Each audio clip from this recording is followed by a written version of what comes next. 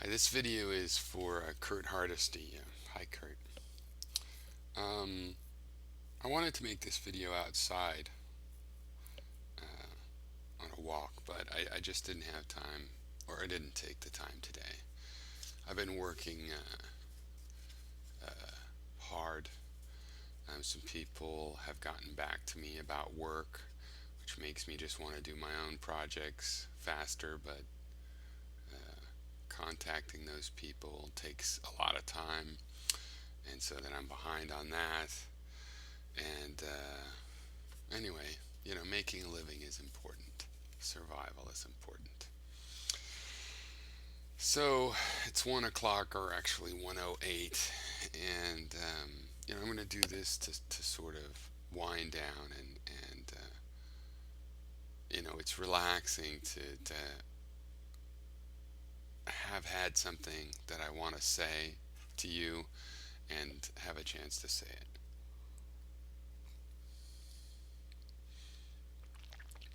I want to explain my general issue here. Um, why I want to talk to you about this stuff and distinguish myself from people that are doing unsolicited psychological analysis online. I thought about getting into that more, and I left some comments that I then erased and didn't leave. I never hit reply because basically it's difficult to get into. In that, I kind of think everybody's crazy. Um, I think that if you're functional, nobody will diagnose you as crazy, basically. Maybe if you were really schizoaffective or schizophrenic, and you're hearing voices and these kind of symptoms, and you still were functional anyway, somehow you might get a diagnosis. And maybe if you went to the right psychologist or psychiatrist, you might get a diagnosis. But in my case, I found that if you simply vocalize your worries and fears, psychologists that I have known will, they'll just check on you, and it's like, well, how do you feel about having that feel? It's okay. I mean, for example, I hear voices in my head. I think everybody does. They just don't harass me, and they don't say very terrible things. And when they do or have, I would not think of doing it. You know what they said. And my idea has always been kind of like, if your dog tells you to kill people, um, just don't do it. And you're probably not as crazy as otherwise. So I don't have a lot of very ordinary things to say on that topic. Um, but you seem stable, nonviolent, and functional to me. So I want to distance myself from people that are doing Wikipedia psychology, and explain to you at a higher level, because part of my frustration in our conversations is I use something as an example and we talk about the something instead of what it's an example of. I'm trying to go up a couple levels of abstraction here. Um, so, three things. One, I like spirituality, right? And two, I like introspection, okay? And three, I I value and also like intuition and creativity. All right, I like those three things a lot. I am, in a way, all about those things. Now, there's layers out, but I try not to let anything else in my life, all the real practical concerns, contradict my enjoyment or valuing of my spirituality, right? Which I've had to define because it's so ill defined that it's like it's easy to go, I'm a spiritual person, and then but if you're like me, you're like, but what the fuck do I mean by that? And know thyself. The one bit of advice Socrates gave. Normally, he just cut ideas apart, but he did say, know thyself. And I've followed that advice to the utmost of my ability. And it seems to be a never ending journey, which is nice because life is long. It's nice to have hobbies you can stick with. And and creativity definitely, I consider one way of looking at my philosophy of life is really its philosophy of art, with layers on top of it. Intuition, I like intuition, but I'm also suspicious, uh, by some people's way of thinking. I'm suspicious of intuition. I don't think I'm suspicious of intuition. I think I incorporate intuition as it was meant to be incorporated. I don't think intuition was meant to be just trusted 100%. I think that's not a good thing to do. And that's why it's useful to make a distinction between introspection and intuition. I think if you have enough introspection, you'll find reasons. Uh, you know what? You'll even have intuitions that tell you, maybe I should, you know, double think and judge my intuitions themselves. Maybe I should construct intuitions. Now, a lot of people think you can't do that, but I say when you're driving a car, if you've ever driven a standard transmission, it's most obvious that uh, it becomes like an intuition. So while there's clearly built-in intuitions, we see them in the animal kingdom, and I think they apply to the human animal as well. Sort of built-in intuitions, things that we just have built in. We all have some form of, but you can also train yourself to have something that's more or less functions like an intuition. And so if that's the case, why would you wouldn't want to always, I'm not saying you always follow them. What I'm saying is that I value those three things, and the first thing was spirituality.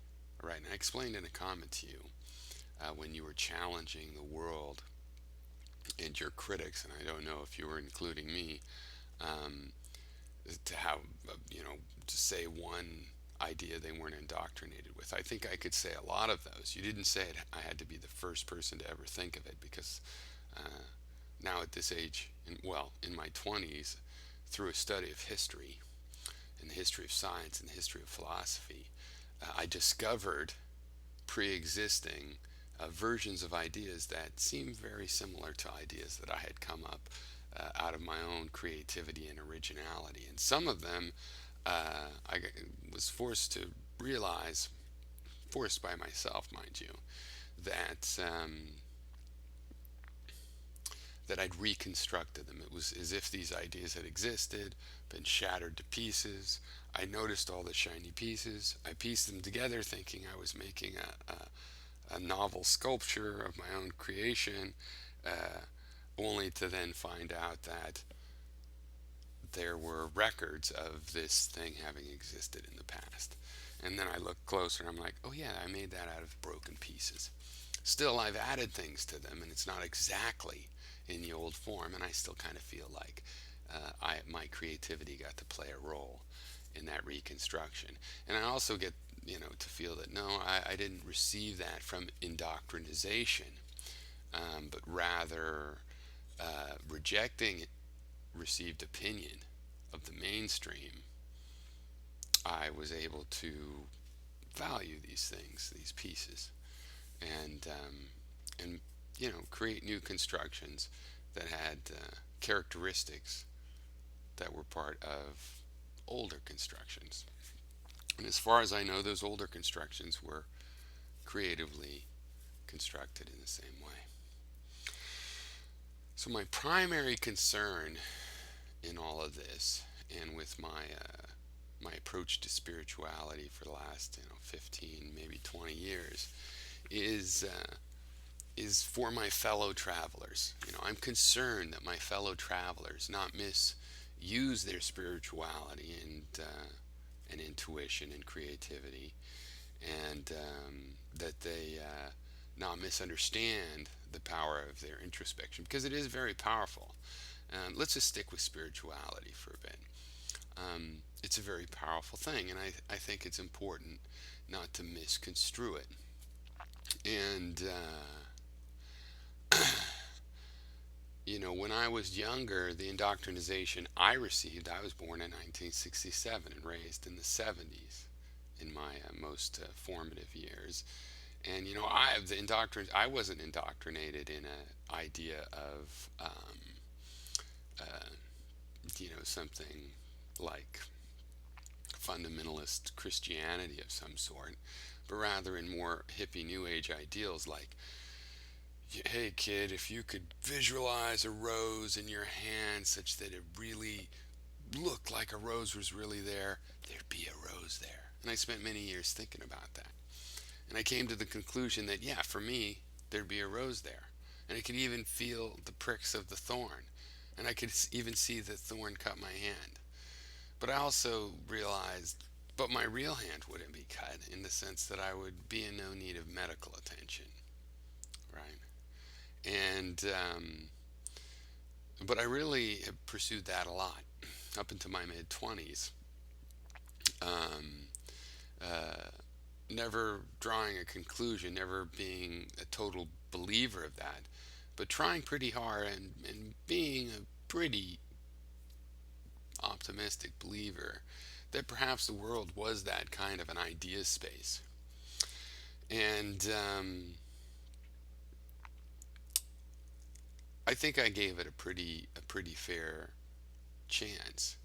And I developed a very good imagination because of it. I can visualize things. If I wanted to visualize that, a spaceship is flying behind the trees and then through the trees, I can do that. Um, as a kid, as something on a drive to entertain myself, I would visualize somebody kind of surfing along off the treetop, crossing, skidding along the, you know, telephone wires and so forth. And if I'm a passenger in a car, I'll still do that. I have a very vivid imagination because I've exercised it. And I still believe in the power of visualization because it's a threefold power. I've met people that believe in an almost a magical power of visualization, and I believe something. I believe one that the way the brain works in a mundane sense still speaks to the power of visualization because kind of what you're trying to say in a negative sense about expectation when you build a device, that the brain is able to notice what it expects to notice. And, the theory of the embodied mind, that the mind is a body and part of the body and is a body, um, says this, that we set up these frameworks of expectations and we filter out, everything else bounces off. So you can find what you want to find through visualization, even in that mundane, psychological, embodied mind sense. And of course, with quantum computing, there's more to it. Like, the idea with the quantum computer is how does the quantum computer make a tiny little 0.01% thing, the 99% solution? Is that, well, it increases the probability. Visualizing a probability of something theoretically could actually physically increase its real probability of happening. So who knows? I have an open mind on that, but I don't believe that just visualizing a rose in my hand would make a rose materialize in my hand.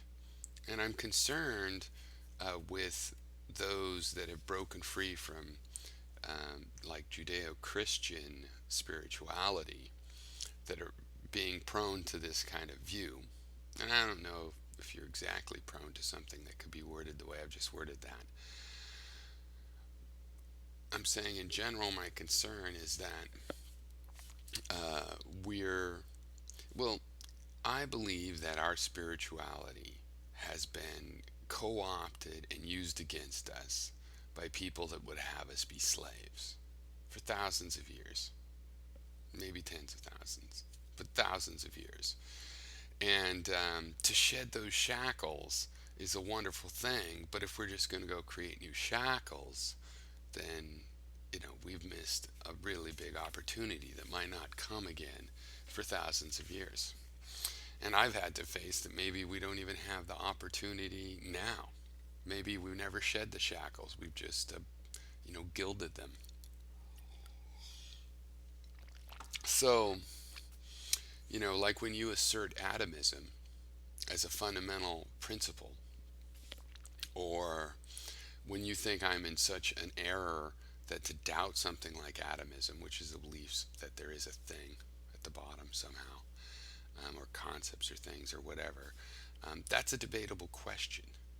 And when you think it's delusion to still wonder about that, um, not just that you have an answer, then I think that that's gone too far. I think that's shackling. Um, when you are talking against indoctrination and you believe something like that that's been debated for thousands of years, uh, I kind of feel like, you know, perhaps it seems like an original thought, but it's something you picked up somewhere, and that it's still a chain to this deadening of spirituality. Now, I mentioned to you in a comment this original idea I believe I've had about spirituality, which is one way to bring spirituality into our actual lives. Because I don't want to mystify it, right? I want to realize it. So I don't want to mystify it. I don't want to make it too hard for an animal to figure out. I want to realize it, right? And I think all mammals could have spiritual lives, because I think the way to uh, make the spiritual question mundane enough to be a part of the world, which is what mundane means, right? Is that we have spiritual feelings, just like we have feelings of lust and love and hunger, right? Now, you could think that if you're some primitive mind, that that the feeling of hunger, as awkward of a feeling as it is punishment by God because you haven't eaten His gifts of the earth. You might know nothing about nutrition, right, at some point as an animal, as a dog, and you might feel some spirit is punishing you for not acting on that. Now, most people don't see hunger that way. But imagine the feelings of love and love at first sight and things like this. People feel that they're being communicated with, that fate, she's for me. And we know that's not always true, right? We know that's not always true. And they'll have metaphysical ideas about this feeling. And yet we kind of know that there's various reasons that we're constructed, that our DNA expresses itself as a body that has this characteristic to have these feelings when it has feelings of attraction and love. And we know that there's practical reasons. And in my case, I think, obviously it can go wrong. The body can hook on to the wrong person. Why? Well, because it's a practical thing for the survival of the species, right? And so the spiritual feeling might be just as ultra mundane as that. There might be, well, it's just the DNA trying to what? What is the DNA trying to do? I find that an interesting question. It might turn out to be something petty like, well, you're just trying to spread your sperm. But it's not that. It's something else. I mean, that's the feeling of lust, possibly of love, of certain kinds of love. There's a lot of things called love that I would argue are different feelings altogether. But in the case of love, where you're attracted to a mate, um, you know, um, now I don't think that lessens the spirituality of love. That you can have a spiritual feeling and that it's meant to be. I don't think it lessens that at all, because we don't really know how the whole thing works. And I'm more interested in finding out how it works. And I don't think that when we find out something that seemed metaphysical or mystical and lovely, how when we find out that it's just a real thing, I don't see how that makes it uglier. When you find out that a flower is a chemical system, to me that just makes the flower more beautiful.